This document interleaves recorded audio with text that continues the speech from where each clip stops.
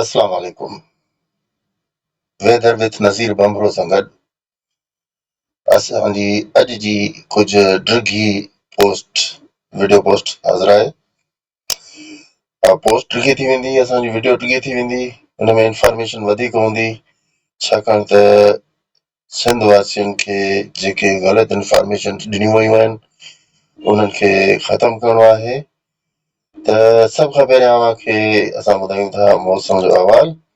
सिंध में हिन वक़्तु कंहिं बि जाइ ते एक्टिव सिस्टम मौजूदु आहे, बरसाति बिल्कुलु कान्हे, बादल आहिनि ऐं किथे किथे बिल्कुलु हल्का बादल आहिनि, किथे कुझु गहरा घाटा बादल आहिनि ऐं जेके झुड़ जा टुकड़ा वधीक गहरा आहिनि उहे आहिनि ॾखिण सिंध में जेके नज़र अचनि पिया, ऐं कुझु घाटा बादल राजस्थान खां ऐं हिंदुस्तान जे बारमेड़ वारे इलाइक़े खां सिंध में दाख़िल थियण वारा आहिनि ऐं उहे दाख़िल थींदा तॾहिं बि को ख़ासि क़िस्म जो घणो मींहुं कोन वसाए सघंदा। त हाणे अव्हांखे असां ॿुधायूं था त सिंध वासियुनि जे लाइ जेको हणवट लाइ ॾिनी आहे असांजे मौसमियात जे माहिरनि, त तमामु शदीद बरसातूं अचनि पयूं 17 अगस्त खां, जेके सिंध खे ॿोड़े छॾींदियूं। त उनजी क्लैरिफिकेशन अव्हांखे मुकमल ॾींदासीं त छा थियण वारो आहे, एक्चुअल पोज़ीशन छा आहे ऐं इहो कुझु कहिड़े क़िस्म जा माण्हू कनि था पिया ऐं छो था कनि पिया, जेके सिंध वासियुनि जी परेशानीअ में इज़ाफ़ो था कनि, उन्हनि जा कमकार रुकिजी था वञनि ऐं जेके ज़रूरी कमकार कनि था पिया उहे चवनि था, मूंखे ख़ासि तौर ते फ़ोन करे चयो वियो त असां हे लखे रुपयनि जा ॿिज लॻाइण वारा आहियूं, त वरी 17 तारीख़ ते जेकॾहिं बरसाति अची वई त असांजा ॿिज लुढ़ी वेंदा ऐं असांजो लखे रुपयनि जो नुक़सानु थी वेंदो। इहो चंद एकड़नि ते लखे रुपयनि जो नुक़सानु थी सघे थो। त सिंध में ज़री ज़मीनूं तमामु घणियूं आहिनि, जिथे जा आबादगार भाइर उहे परेशान थींदा, त उन सां इहो थींदो त असांजी ज़रूरी कमकार रुकिजी वेंदा ऐं ग़लति इंफॉर्मेशन जे करे, सिर्फ़ु ग़लति इंफॉर्मेशन जे करे असांजे आबादगार भाइरनि जो तमामु वॾो नुक़सानु थी वेंदो ऐं उहे कमकार छॾे ॾींदा, ॿिज न पोखींदा। अॻिते असांजी सिंध जी बि ख़ुशहाली रुकिजी वेंदी ऐं उन्हनि जी आबादगार भाइरनि जी पंहिंजी ख़ुशहाली बि ख़तमु थी वेंदी। त असां अॼु अव्हांखे डिटेल में बाक़ाइदा सां अव्हां बर्दाश्त कजो ऐं हिन वीडियो खे ॿुधिजो बि ऐं हिन वीडियो जी लिंक ख़ासि तौर ते पंहिंजे फेसबुक ते ज़रूरु रखिजो त जीअं सभिनी आबादगार भाइरनि खे असांजी हिन इंफॉर्मेशन जे बाबति बिल्कुलु दुरुस्त मालूमात जेका आहे उहा मिले ऐं पंहिंजा जेके ज़रूरी कमकार आहिनि उहे कंदा रहनि। त वीडियो खे शुरू कयूं था। हिन वक़्तु पंजाब में बरसाति जारी आहे, इस्लामाबाद में, झेलम में ऐं केतिरनि इलाइक़नि में बरसाति हली रही आहे, जॾहिं त बाहवाल नगर, रहीम यार ख़ान ऐं डेरा बुगटी जे इलाइक़नि में बरसाति जा सिस्टम ठहनि पिया ऐं बरसाति किथे किथे वसी रही आहे। असांखे ॻाल्हि करणी हुई सिंध जे बारे में, त सिंध में छा थियण वारो आहे ऐं सिंध में जेके बरसाति जा सिस्टम 17 तारीख़ खां तमामु घणी बरसाति वसण जा जेके ख़तरा ॿुधाया पिया वञनि उन जे बारे में असां अव्हांखे क्लैरिफाई कयूं था। त मॉडल टू मॉडल हलूं था। हाणे अव्हांखे असां पहिरियां सभ खां पहिरियां रेन यानी की थंडर, उन में जेको मॉडल आहे सभ खां वधीक बरसाति ॿुधाईंदड़ मॉडल उहो आहे आइकॉन। आइकॉन ते अचूं था ऐं हिते असां अचूं था 17 तारीख़ ते, यानी 16 तारीख़ जी अवेलेबिलिटी आहे, जंहिंमें ई आइकॉन जो मॉडल लाड़काने डिवीज़न में, सखर डिवीज़न में ऐं मीरपुर ख़ास डिवीज़न में बरसाति ॿुधाए रहियो आहे। पर आइकॉन मॉडल ते कॾहिं बि भरोसो न कंदा कयो। आइकॉन मॉडल हमेशह ग़लति डेटा ॾींदो आहे, इन करे GFS खे ॾिसो, GFS बहितर आहे, इन खां बि बहितर ECMWF आहे। ECMWF आहे जंहिंजे मुताबिक़ 17 तारीख़ ते कंहिं क़िस्म जी बरसाति कान्हे का, ऐं 18 तारीख़ ते बि कंहिं क़िस्म जी बरसाति कान्हे का, ऐं इन खां पोइ 19 तारीख़ खे ॾिसूं था त 19 तारीख़ ते बि का ख़ासि कंहिं क़िस्म जी बरसाति कान्हे जेका सिंध में हुजे। इन खां अलावा डिटेल में हलिजे, जेकॾहिं डिटेल में ॾिसूं असां त डिटेल वाइज़ जेके मॉडल्स आहिनि उन्हनि ॾे हलूं था।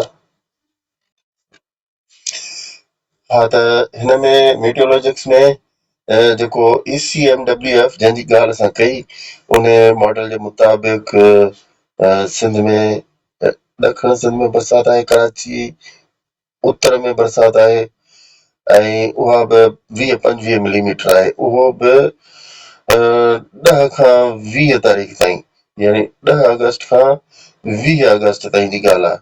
त हिन ECMWF मॉडल जे मुताबिक़ बरसाति का कंहिं ख़ासि क़िस्म जी बरसाति कान्हे का। त सिंध में जेकॾहिं ॾिसिजे त जेके सिंध जा ॿिया इलाइक़ा आहिनि, सेंट्रल इलाइक़ा, उन्हनि में कंहिं क़िस्म जी बरसाति छो न पई थिए। जेकॾहिं GFS खे ॾिसिजे त GFS कुझु वधीक बरसाति छो कंदो आहे, उन खीरथर रेंज में 62 मिलीमीटर ताईं, माना 70 मिलीमीटर ताईं बरसाति खे शो कयो आहे। उहो बि शहदाद कोट जे आसपास वारे खीरथर वारे जबल ते ऐं जोही साइड में खीरथर वारे जबल ते, ऐं इहे पूरी लेंथ में इन बरसाति खे शो कयो आहे। ऐं बरसाति ॿियनि इलाइक़नि में सिंध जे किथे बि का अहिड़ी ख़ासि सिग्निफिकेंट या क़ाबिल ज़िक्र बरसाति मौजूदु न आहे, छाकाणि त इहे जेके ॿिया इलाइक़ा आहिनि उन्हनि में 5 मिलीमीटर 8 मिलीमीटर छो पिया थियनि या का बरसाति न हूंदी।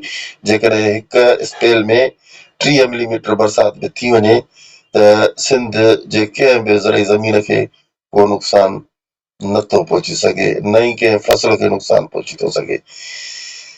ही ECMWF जो हिकिड़ो ॿियो मॉडल आहे, उन में बरसाति खे शो कयो वियो आहे ऐं बरसाति सखर डिवीज़न में 25 मिलीमीटर ताईं 20 मिलीमीटर ताईं बरसाति छो पई थिए ऐं 40 मिलीमीटर ताईं नौशहर फिरोज़ वारनि इलाइक़नि में थिए पई।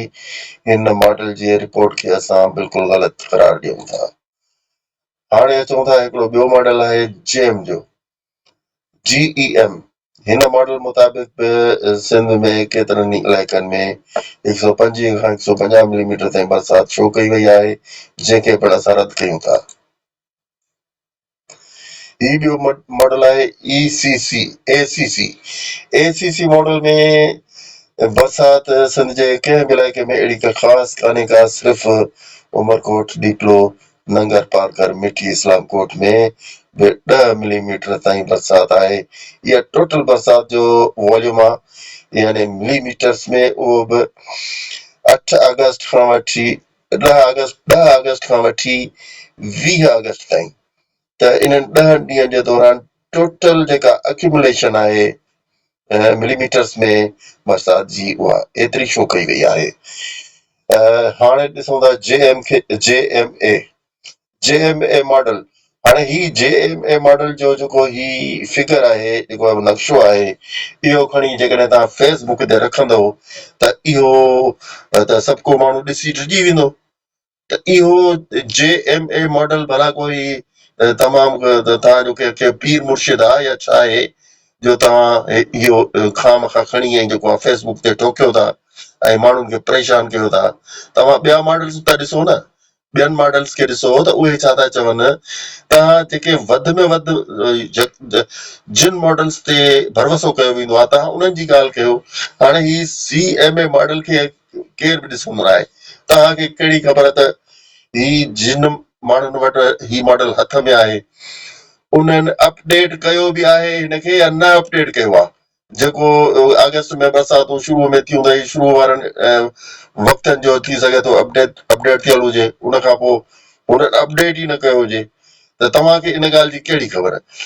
जेके मॉडल्स रोज़ाने जे बुनियाद ते अपडेट थींदा रहंदा आहिनि उन्हनि मॉडल्स खे चेक कंदा कयो। ईअं तस्वीर खणी, डायग्राम खणी ऐं खणी फेसबुक ते रखी पब्लिक खे परेशान था कयो, माण्हू कमकारियूं छॾे था ॾियनि, ॿिज पोखण छॾे था ॾियनि ऐं ज़रई कमकारियूं जेके आहिनि सभु रुकिजी थियूं वञनि। त ख़ुदा जे वास्ते इहो कमु न कयो, ग़लति कमु न कयो, ग़लति इंफॉर्मेशन बिल्कुलु न ॾियो, तमामु गुनाह जो कमु आहे ऐं इहो कमु कॾहिं बि न कंदा कयो। हाणे CMA मॉडल छा ॾेखारियूं था। हाणे CMA मॉडल जेको आहे तमामु घटि बरसाति छो पियो करे, जेको ॾखण सिंध में बि कराचीअ में को जेको 5 मिलीमीटर छो करे ऐं नंगर पार्कर डीपलो ऐं उमरकोट ताईं 5-6 मिलीमीटर छो थो करे, बदीन में 5-6 मिलीमीटर छो थो करे, ठटे में 8-10 मिलीमीटर छो थो करे। त का बरसाति त कान्हे न, इहा का बरसाति कान्हे। इन खां अलावा सखर डिवीज़न आहे, नवाबशाह डिवीज़न आहे ऐं लाड़काणो डिवीज़न आहे, उन में त का बरसाति छो कोन थो करे। ऐं हाणे तव्हांखे ॾेखारियूं था UM मॉडल। UM जो मॉडल आहे, इहो मॉडल जेको आहे सो 9 अगस्त खां वठी 20 अगस्त ताईं जेका बरसाति जे गॾु थियल पाणी जो मक़दार शो करे पियो, उहो नंगर पार्कर डीपलो मिठी ऐं टोटल इन एतिरे वक़्त में 5 मिलीमीटर थो शो करे, 5 मिलीमीटर 8 मिलीमीटर, इहा का बरसाति कान्हे का। सिंध में हाणे बहरहाल मॉडल पूरा थी विया, तव्हांखे सभिनी मॉडल्स जी असां आगाही ॾेई छॾी आहे। ही मॉडल आहे ECMWF, जंहिंखे वधीक असां बहितर सम्झंदा आहियूं। त हिन मॉडल जे मुताबिक़ तव्हां हिन ते भरोसो कयो ऐं GFS ते बि भरोसो करे सघो था, उहो बहितर मॉडल आहे। त GFS चवे थो त खीरथर साइड ते बरसाति वधीक थींदी, खीरथर जबल ते जोई जे साम्हूं खां ऐं वाई पांदी जे साम्हूं खां वठी ऊपर मथे शहदाद कोट ताईं GFS मॉडल बरसाति छो करे रहियो आहे, पर खीरथर जबल जे मथां ई काछे में छो थो करे ऐं खुशदार में छो थो करे। त इन ते बि जेकॾहिं भरोसो तव्हां कयो, तॾहिं बि सखर डिवीज़न जा सभई इलाइक़ा, मीरपुर माथेलो, शिकारपुर, जेकबाद, नवाबशाह डिवीज़न जा सभई इलाइक़ा, मीरपुर ख़ासि, उमरकोट, हैदराबाद, ठटो, बदीन, डीपलो, हाणे मिठी वग़ैरह, इन्हनि में का ख़ासि बरसाति छो न पियो करे। इन जो मतिलबु उन्हनि इलाइक़नि में जेके बि ज़रायत सां वाबस्ता माण्हू आहिनि असांजा, उहे ज़रायत जो कमकार कनि था, त उहे इन हिसाब सां कम खे रोकींदा त कोन न। उते बरसाति माना उहो सभु जेकॾहिं तव्हां इंफॉर्मेशन ॾींदव त तमामु घणी वॾी बरसाति अचण वारी आहे, त उहे ॿिज कीअं लॻाईंदा, उहे पोख कहिड़ी पोखींदा, उनजा ॿिज त लुड़ी वेंदा, लखे रुपयनि जा ॿिज हूंदा आहिनि, उहे त कमु छॾे ॾींदा। त बिल्कुलु सिंध जे आबादकारनि जे लाइ ख़ासि पोस्ट आहे असांजी, वीडियो आहे। त पंहिंजा कमकार जारी रखो, कंहिं क़िस्म जो को मींहुं को बोर्ड कंहिं क़िस्म जी का शइ कान पई अचे ऐं तव्हां कमकार जारी रखो ऐं पंहिंजी रोज़ी रोज़गार खे मुकमल कयो, त जीअं अॻिते तव्हांखे को फ़ाइदो थिए, को नुक़सान न थिए। त इन खां अलावा हाणे असां वीडियो काफ़ी डिघी थी वई आहे ऐं अव्हांखे चऊं था त ख़ासि तौर ते अव्हांखे असांजी रिक्वेस्ट आहे त हिन वीडियो जी तव्हां जेकॾहिं लिंक खणी ऐं पंहिंजे फेसबुक जे पंहिंजी ID ते रखंदव त तमामु घणनि आबादगार भाइरनि जो भलो थी वेंदो ऐं उहे उन्हनि खे जेको असांजा जेके मौसमी ॾेडर आहिनि उहे उनखे परेशान कनि था पिया, ग़लति क़िस्म जा जेके आहिनि से ग़लति पोस्टूं रखी ऐं उन्हनि खे ॾेजारीनि था पिया त का ॿोॾि थी अचे, को तमामु वॾी बरसाति थी अचे। त अहिड़ी का ॻाल्हि कान्हे। बरसाति जेकॾहिं थी त हिननि 1-2 ॾींहंनि जे दौरान जेकाबाद, कश्मीर या उतरियण इलाइक़नि जा कुझु इलाइक़ा जेके उबाड़ो थी वियो, घोटकी, सखर, शिकारपुर ऐं कंदकोट वारी साइड ते कुझु बरसाति थी सघे थी। त वरी हेठि नंगर पार्कर वारे इलाइक़नि में उमरकोट, मिठी, हिते त हूअं ई जेको आहे सिस्टम ईंदो रहंदो आहे, हिते बि बरसाति हल्की फुल्की थी सघे थी। ॿियो को बरसाति जो ख़तरो कोन्हे।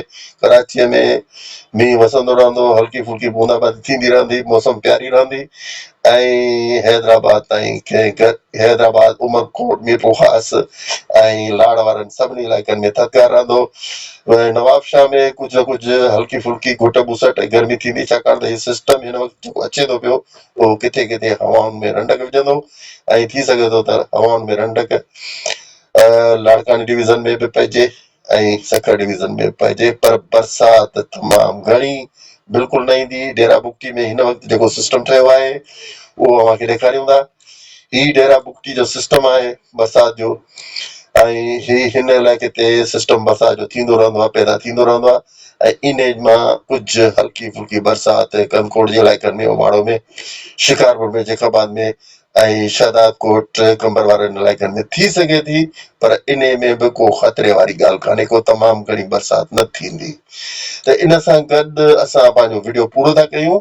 त बराए महिरबानी असांजी अॼु जी वीडियो जी लिंक तव्हां पंहिंजे फेसबुक ते ज़रूरु पोस्ट कजो, त जीअं सभिनी सिंध वासियुनि आबादगार भाइरनि खे पकी मालूमात मिले, त जीअं पंहिंजा कमकारियूं जारी रखनि ऐं को नुक़सान वारो अमल न कनि। महिरबानी।